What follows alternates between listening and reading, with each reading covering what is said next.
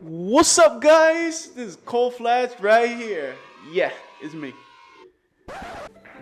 Okay, well, back to the video. I just want to mention you guys better stay until pretty much where we find the problem of what was going on with this AC. And I just gotta say something. Sometimes we forget stuff, and this is one of them. So it could happen to anybody. I went ahead and I educate the customer, let them know what's going on, and that way they don't do it again. But it was kind of one of those moments where, oh, it was your fault. No, it was you. No. And you know how it is. But into the video. So came here for a no cool. So what I found so far is see, it's got some ice on the suction line. So if you guys see here, we got 32 saturated vapor temp. So that means we got some ice still. So once it started to go up, it will let us know that all the ice is gone. So now I got the fan motor running by itself and defrost some of the ice, and then we'll check it.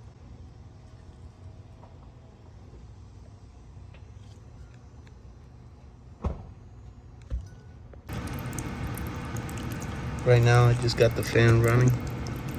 You can tell it's iced up. The water is draining out. Yep.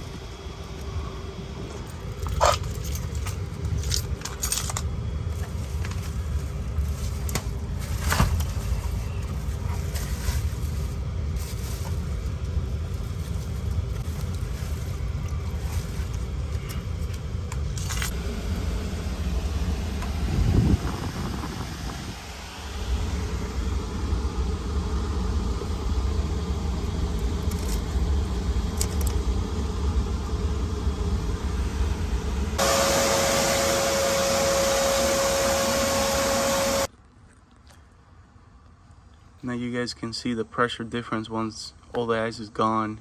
See how that pressure is just going up, and then now we don't have any more 32 degrees. Almost looking at how a freezer works, pressure cut in and cut out. So you wanted to cut in once you have a pressure that is above freezing point. So it's almost the same process. So it's almost like a little defrost cycle.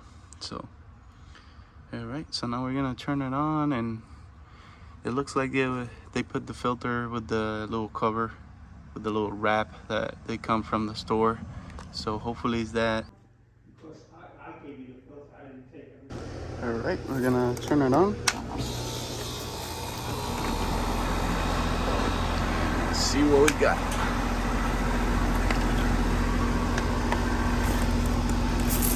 So when putting clamps, temperature clamps, you want to locate your sensor, and you never want to put it on the bottom, because then you're reading the oil temp. So kind of want to put it 10 o'clock or 2 a.m. either like that or like this. Okay, same thing with suction line. And if it's a really big pipe, you want to put it like that. That way you read the middle section. Okay. Let it run for 15 to 30 minutes. Let it adjust. And then we're gonna open this panel and see what the unit is asking for. All right. Got the Freon tank connected. Already purged this line right here. Gonna purge this one a little bit, and we're gonna start adding. So we're looking for either 7, 8, or 9 suck pull. So we're gonna slowly add the Freon since we're pretty close.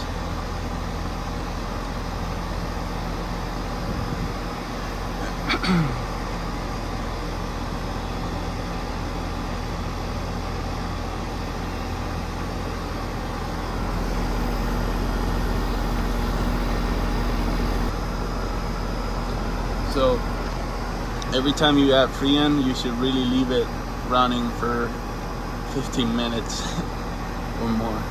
But yeah, the good thing about TXBs is that you can add it and they will change pretty quick. If it's a piston, you gotta really add that Freon really slow, otherwise you're gonna overcharge it. And then while opening this, so we're charging on liquid, but we're putting on the suction line. So pretty much you're putting, you don't want to put liquid into that compressor. So what you do is you crack it open a little bit, and it's almost acting like a little TXB. So the gas will go into a little tiny hole, and then it will flash into vapor. So be careful, you know, you don't open it all the way. I know sometimes we want to do it quick, but that's not the right way. You gotta do it little by little, and make sure you don't put liquid into that compressor.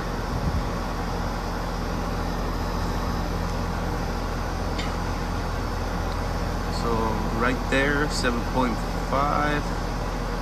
We said it is counting for an 8, plus or minus 1.